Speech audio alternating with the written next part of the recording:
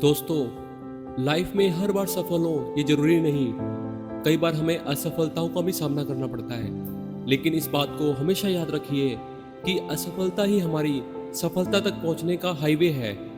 हम कभी भी किसी सफल व्यक्ति की असफलता को नहीं देखते और यही सोचते रहते हैं कि उसने क्या किस्मत पाई है और इसी वजह से आज वह सफल है। लेकिन हर सफलता के पीछे वर्षों की कड़ी मेहनत शामिल होती है। जब लोग असफल होते हैं या कोशिश नहीं करते, तब वे बहुत सारी एक्सक्यूज देते हैं, जैसे उनकी किस्मत खराब थी, उन्हें कुछ करने का मौका ही नहीं मिला। हमारी लाइफ इतनी भी लंबी नहीं है कि हम बहाना बनाते हुए अपनी जिंदगी गुजारते हैं। हर व्यक्ति कोई ना कोई सपना देखता है और वह चाहता है कि उसका सपना पूरा हो, लेकिन बहाना बनाने के कारण ही वह आगे कुछ कर नहीं पाता और निराशा से घिरे हुए ही पूरी अपनी जिंदगी गुजार देता है। आप सफल ना हो पाने के कारण में हजारों बहाने सामने रख दें, लेकिन आज मैं आपके सामने कुछ ऐसे उदाहरण, कुछ ऐसे एग्जाम्पल, कुछ ऐसी कहानियां शेयर करूंगा जिससे आप बहाना बनाना ही छोड़ देंगे। मैंने कई बार कोशिश की, लेकिन मैं असफल ही रहा। हम में से ज्यादातर लोग किसी काम को शुरू करते हैं और उसमें एक बार, दो बार, हद से हद 4-5 बार फेल हो जाते हैं, हमें सफलता नहीं मिलती और बुरी तरह से असफल हो जाते हैं। तब हम खुद से कहते हैं कि बस बहुत हो गया, अब मेरा कुछ नहीं हो सकता। इतनी कोशिश करने के बाद, फेल हो जाने के बाद मेरे लिए काफी दुख की बात है, अब मैं और कोशिश नहीं करूंगा। ऐसी बातें करके हम और कोशिश ही नहीं करते, अपनी हार एक्सेप्ट कर लेते हैं और निराशा में बैठ जाते हैं। क्या आप उस व्यक्ति के बारे में जानते हैं जो 21 साल की उम्र में बिजनेस में बुरी तरह फेल हुआ? 1 साल बाद 22 साल की उम्र में उसने चुनाव लड़ा, उसमें भी हार गया। 2 साल बाद 24 साल की उम्र में उसने फिर बिजनेस शुरू किया और इस बार भी बुरी तरह फेल हो गया। 27 साल की उम्र में वह डिप्रेशन में चला गया। 34 साल की उम्र में वह फिर से चुनाव में खड़ा हुआ और फेल हो गया। 45 साल की उम्र में सीनेट के चुनाव हारा। 2 बार वह उपराष्ट्रपति बनने में असफल रहा। 49 साल की उम्र में उसने सीनेट का दोबारा से चुनाव हारा, लेकिन बुरी तरह हार मिली। लेकिन वही व्यक्ति 52 साल की उम्र में अमेरिका का राष्ट्रपति चुना गया। आप उसे जानते ही होंगे, उसका नाम है अब्राहम लिंकन। उन्होंने कभी भी कोशिश करना नहीं छोड़ा, बार बार असफल हुए, लेकिन सफल होकर ही उन्होंने दम लिया। हम अब्राहम लिंकन को कभी भी असफल व्यक्ति नहीं कह सकते।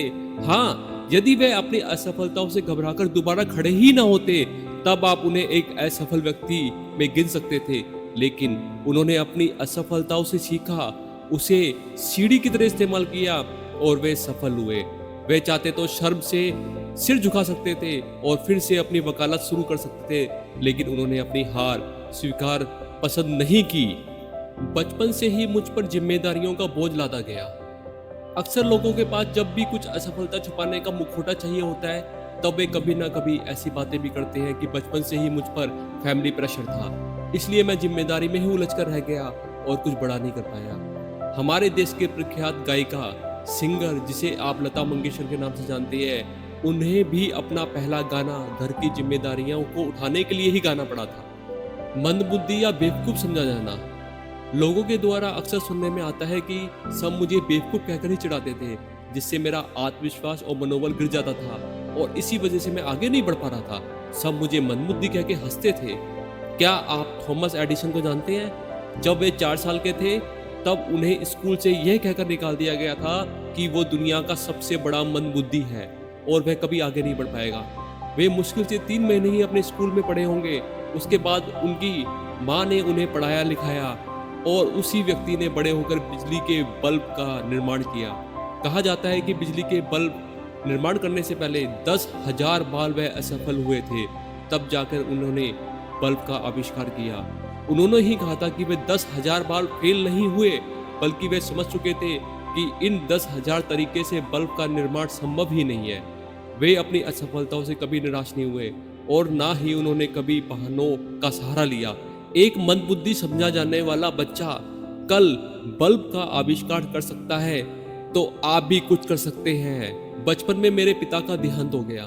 बचपन में जब किसी बच्चे का पिता का देहांत हो जाता है, तब वह या तो टूट जाता है या फिर सफलताओं का रिकॉर्ड तोड़ने की सोचता है। या तो वह बन जाता है या फिर बुरी तरह से बिगड़ जाता है। लोगों के मुंह से ऐसी बातें भी सामने आती हैं कि वह इस वजह से बहुत बड़ा कुछ नहीं कर पाया, या उन्हें इसलिए सफलता नहीं मिली क्योंकि बचपन से ही उसके पिता का साया उससे छिन गया था और अपने पिता के ना होने से सब जिम्मेदारियां उसके कंधों पर थी, इसलिए वह कुछ नहीं बन पाया। हमारे देश के सुप्रसिद्ध संगीतकार AR रहमान के पिता का देहांत भी उनके बचपन में ही हो गया था, लेकिन इसके बावजूद उन्होंने अपनी लाइफ में कोई बहाना नहीं बनाया। हाँ, वे कई बार फेल भी हुए, लेकिन वो जिस मुकाम तक पहुंचना चाहते थे वहां पहुंचकर उन्होंने ये साबित कर दिया कि अगर आप कुछ करना चाहते हैं तो कोई बहाना आपके आगे रुकावट नहीं बन सकता। एक्सीडेंट में मैं बुरी तरह अपंग हो गया या दुर्बलता के कारण कुछ नहीं कर पाया। वाह, ये तो बहुत बढ़िया बहाना है कि आपके पैर नहीं है, इसका मतलब आप भीख मांगेंगे। आपके हाथ नहीं, मतलब आप इस बहाने से कुछ करेंगे नहीं। क्या आप निक वुजिस को जो जानते हैं, जिनके बचपन से ही हाथ पैर नहीं थे, लेकिन उन्होंने कभी भी इसका बहाना नहीं बनाया। वो आज दुनिया में सेमिनार करते हैं, तैराकी करते हैं, गोल्फ करते हैं, हर वो चीज़ करते हैं जो एक नॉर्मल इंसान करता है। वो सभी के लिए एक जीती जाती मिसाल है। आप सुधा चंदन जी को जानते ही होंगे, जो भारतीय फिल्म जगत की अभिनेत्री और डांसर हैं। उन्होंने अपने दोनों पैर खो दिए थे, लेकिन डांस और एक्टिंग नहीं छोड़ी। बहाना का सहारा इन लोगों ने कभी नहीं लिया और इसलिए आज मैं इनकी बातें आपके सामने शेयर कर रहा हूँ। मैं बहुत गरीब हूँ। गरीबी कभी भी आपकी सफलता का रोड़ा नहीं बन सकती। हमारे देश के प्रधानमंत्री भी एक गरीब घर में पैदा हुए।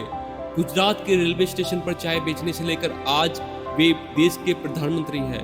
डॉक्टर APJ अब्दुल कलाम साहब को कौन भूल नहीं सकता, लेकिन आप ये क्यों भूल रहे हैं कि रामेश्वर में एक बहुत ही गरीब परिवार में पैदा हुए थे। अपनी पढ़ाई का खर्च उठाने के लिए वे अखबार बेचते थे और आगे की कहानी आप जानते ही हैं कि आज वे करोड़ों लोगों के लिए एक प्रेरणा स्रोत है। दोस्तों, यदि आप सफल होने के लिए कदम बढ़ा रहे हैं तो यकीनन आपके रास्ते में ढेरों मुश्किलें आएंगी, आपको बहुत ठोकरें भी खानी पड़ेंगी, लेकिन यदि आप अपनी सफलताओं से सीखते हुए और आगे बढ़ते जाएंगे तो यही असफलता आपको अपनी सफलता का रास्ता दिखाती जाएंगी। जैसे जैसे आप आगे बढ़ते जाएंगे, प्रेरणा आपके अंदर आनी शुरू हो जाती है। बस आपको रुकना नहीं है, बहाने नहीं बनाना है, क्योंकि जब आप रुक जाते हैं, बहाना बनाना शुरू कर देते हैं, तो आप अपने सपनों को मारना शुरू कर देते हैं। हर असफलता के बाद खुद से सवाल करें कि आप फेल हुए तो क्या सीखा। आपकी असफलता कभी भी खाली या बर्बाद नहीं जाएगी। यह हमें सिखा रही होती है कि हम अपनी असफलताओं से ही आगे बढ़कर सफलता प्राप्त कर सकते हैं।